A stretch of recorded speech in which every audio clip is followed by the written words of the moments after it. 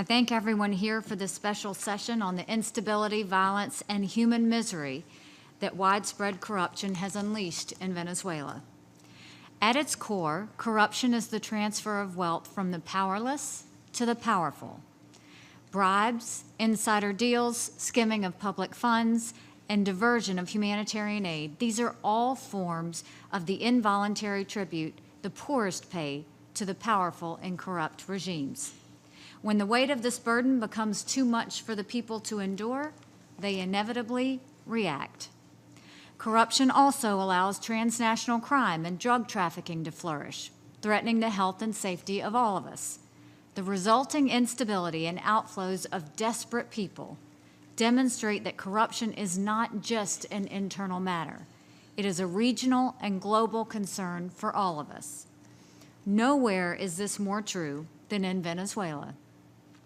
Those who have stood on the Simon Bolivar Bridge that connects Venezuela and Colombia, as I have seen the endless parade of people fleeing poverty and oppression in Venezuela.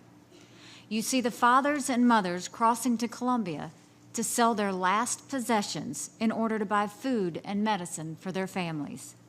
You see professionals whose salaries have been reduced to nothing by inflation crossing to work in menial jobs.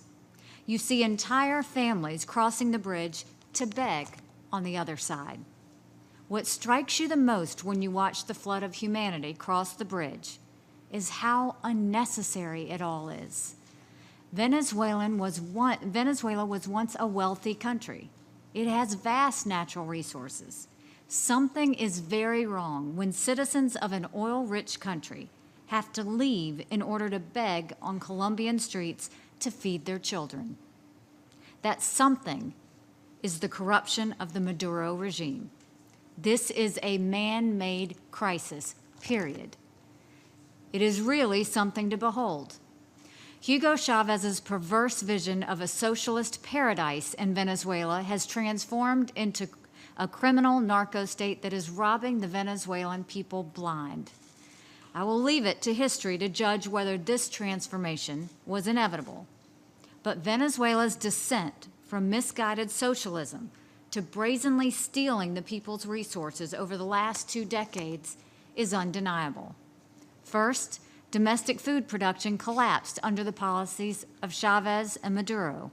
And now Venezuela's leaders are actually stealing from the government food distribution system they supposedly created to feed the people.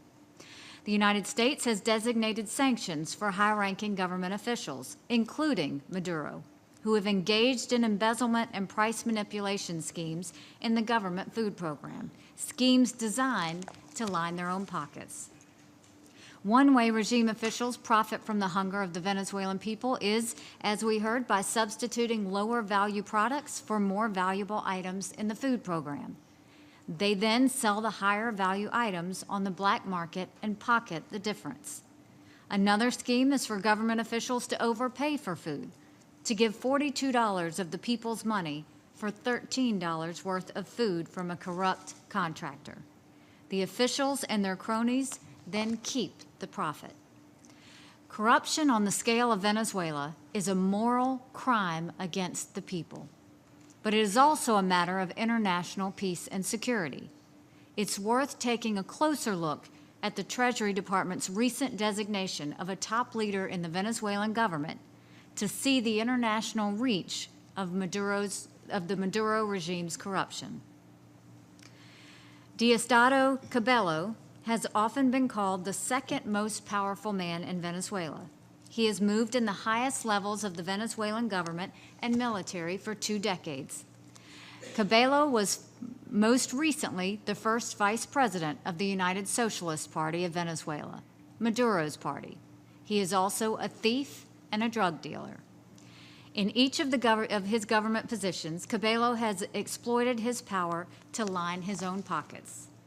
Cabello has embezzled state funds. He was directly involved in narcotics trafficking, moving drug shipments from Venezuela through the Dominican Republic and into Europe.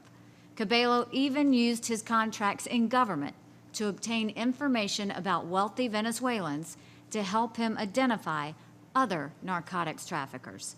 He would then steal their drugs and eliminate his competition. Cabello laundered money he made from selling drugs and stealing from the Venezuelan people through the international financial system. He used front companies in Florida and state-owned mining and mineral companies in Venezuela to hide his dirty money, all while he served in the highest levels of the Venezuelan government. The end result of the corruption of Venezuelan officials like Mr. Cabello is that not only do the people of Venezuela suffer, but the security of the entire hemisphere suffers. Venezuelans are pouring out of the country, putting pressure on Colombia, Peru, Brazil, Ecuador, and other countries who are generously trying to provide them protection and refuge. These desperate people are then susceptible to trafficking and labor exploitation. Meanwhile, hemispheric problems like drug trafficking are made worse by the corrupt government in Venezuela. Assistant Secretary Billingsley has discussed the considerable effort the United States is making to counter the threat Venezuelan corruption poses to peace and security. Others, including the EU, have issued sanctions to try to address these issues. But everyone, including the Security Council, must do more. Corruption is not just something for us to dismiss as someone else's problem. Corruption is at the heart of protests that are affecting international peace and security. Venezuela is a wake-up call. We urge all of our colleagues, both on the Security Council and off, to heed it.